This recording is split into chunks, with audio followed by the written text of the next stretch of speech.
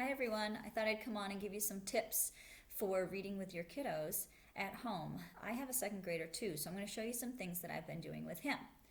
In one of your previous packets, you received the high frequency words, and I still have mine and we keep using them each day. So this is something, if you still have these, you can use them. If not, I'll show you an example after this. But what we do is we took these words and I used different colored highlighters and I just highlighted each day that he read. And then the ones that I noticed that he maybe goofed on more often than others, I put on to note cards. And then we go through these flashcards and we practice together. So Eli and I are going to model for you what we do together when we practice these flashcards. So come here, Eli. Read this word. Care. Care. So what he's going to do is he's going to look at that E on the end. And him and I keep talking about that magic E. And the kiddos know that that E on the end is going to make the vowel say its name. He's going to say, hey, say your name. So when Eli and I do this, I say, whoa, there's that vowel, there's that E on the end. What's he going to say? Hey, say your name. So he's going to say care. When we have another word, we just flash it. We have this word.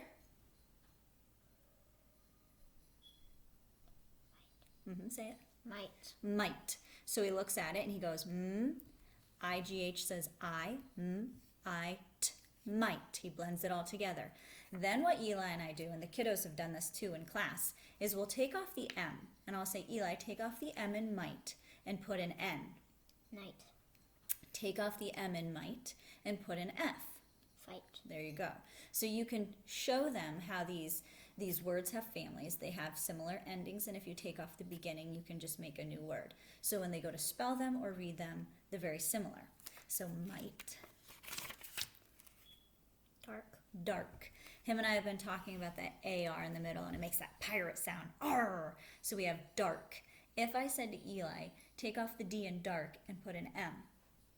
Mark. Take off the D in dark and put a P. Park. Park. Good. So just some different things that you can do with your kiddos at home. What's this word? Gold. Cold. So if I said to him, we have the word old. Take off the C in cold and put an F. Fold. Take off the C in cold and put a T. Told. Told. Good. Mind. Mind. Okay, take off the M in mind and put an F. Find. Good. And if we said we look at this end part, eind, we hear that I is making that I sound, eind. So we just kind of discuss some things that we notice in our words. What's this word? Until. Until. Very good. So he goes through his words and we practice this each day.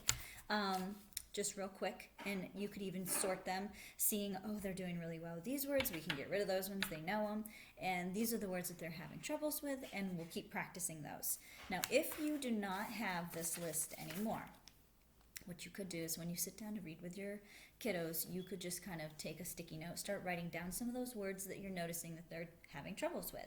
And then those can become the words that you put on your note cards. And I don't have note cards. I just put them on pieces of paper. So that's something else. You can just use any paper. The other thing that Eli and I do is you received this in the last packet, which is the fluency phrases. And the kids have practiced this at school too.